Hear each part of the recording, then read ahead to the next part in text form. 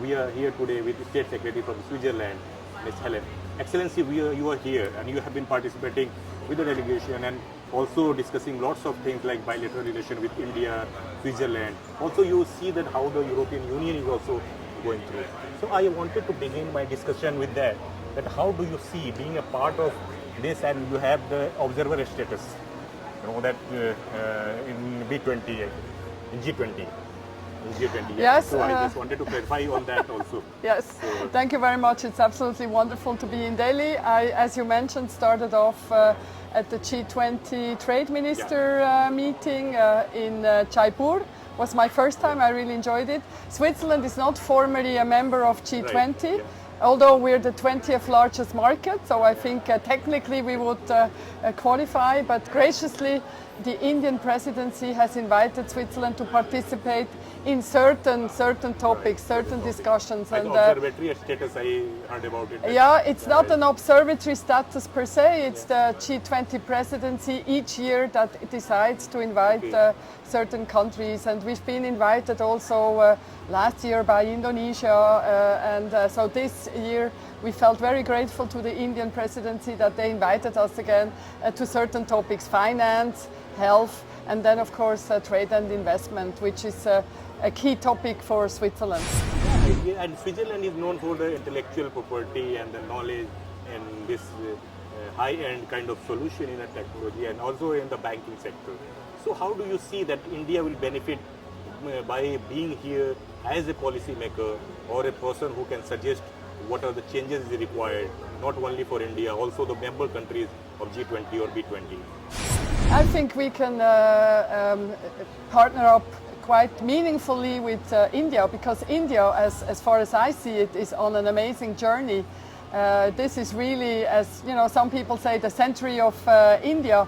And I think Minister Goyal is doing an excellent job in promoting India and the future of India. Now, you mentioned Switzerland is a highly innovative country. It's a very simple reason. We're a small country. We are not blessed with commodities such as other bigger nations are. So for Swiss people, it was clear if we were to leave poverty as we did 150 years ago, we had to rely on being smart, on being well educated, and on being innovative, competitive, and that's why I would say research and innovation play a key role in the success of Switzerland. Now India is of course mighty India, a big country with lots of commodities, with excellent human talent, so I think we're an amazing fit. I think we can do great things for each other. As we all know that Switzerland is known for new innovative ideas and the new scientific research, and that is very high-end research. It's not like normal research what you see in the developing countries that they do, because we have been seeing that, and the problem here is that when you talk about digitization and adaptability of the scientific and technology, it's very slow in developing countries. That if you go to the manufacturing unit, they don't adopt easily that automotive things and all. So where do you find yourself fitting into that, because it's a huge market, but adaptability should be there. Right. So I have to clarify a few things. Switzerland is actually, as you mentioned, very good at high-end research, but I think one of our strengths is also that our private sector does a lot of research and innovation. So it's not just what's cooking in the lab. We really have the companies that do applied science. And I think that's actually the strength of Switzerland, that we're good at the very cutting edge, high-end fundamental research. And that's often funded by the Swiss government or in PPPs. But then we're also excellent at applied science, the real, the little stuff that doesn't sound so amazing, but then of course can drive a business and can give the Switzerland that sort of niche advantage on certain things. I would argue in your life every day you use something where there is Swiss innovation involved. Your watch, the zipper was invented in Switzerland, the potato peeler that everybody knew. So not the potato peeler, certainly not an amazing thing, not high end. You didn't need a big research lab, but during war, in Switzerland, it actually, you know, housewives were Do you concerned. think that you should partner with the institutions, scientific universities, and those who are dealing Yes. with the research? And is there any plan on this? Yes, so I'm sure it's already going on. As I said, Switzerland is a bottom-up country. So usually when I go somewhere, I discover that Swiss companies are already doing that because that's part of our DNA. But we have discussed it. Minister Goyal has also given, you know, shown me, guided me towards some opportunities. National Research Foundation on pharma. I think that's definitely something that we're interested in. You know that Switzerland is home to the biggest global food company, so I'm sure future of food is a big topic everywhere. I'm actually very impressed with Indian cuisine, but I also see that you're well advanced. Wherever I go, the calories are actually mentioned on dishes, so visibly you are taking care of health, which is important. So food plays a key role. So I certainly think that Swiss company will be interested to explore there.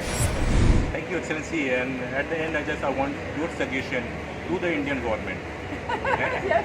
before G20. Yes. That as a business person, what you see the challenge that which stops you to go much more faster than what you are going. Okay, so one challenge definitely for us currently is IP protection. We really need to have strong IP protection. We do not have a bilateral investment protection treaty with India, which is valid currently. We've been given some positive signs, but when I talk to private sector investors, you know, it's their money, and they are responsible towards their shareholders. So having sort of guarantees for you, it's, you know, they can deal with whatever local or national regulations. They have to deal, they have to operate legally, but having that certainty for your investment is absolutely key. And of course it would be amazing if additionally to the free trade agreement we could have that bilateral investment protection treaty in place, because that gives that certainty to the Swiss investor. And then I think it's, you know, my business is a people's business. I think it's also my job afterwards, once we sign, to bring actually Swiss private sector to India. We're certainly going to intensify on economic delegations, so that, you know, they get to hear, for example, your minister, your government, one-on-one when they visit, and they hear from your side what the opportunities are in India. So it's in our DNA as well. Huh? If we say A, usually we say B. So we really put everything behind a relationship, and we're certainly very excited, and also must I feel very comfortable here in India. So I see a great future for our relationship.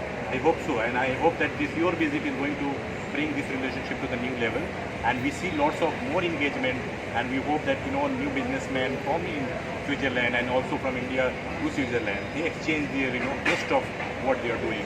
So that will give us everybody the better products as well, also the scientific technology and other things that what is available in the market. Absolutely. Thank you, Excellency, for your time. It was a great discussion. It was short, but I hope to see you again. Thank you.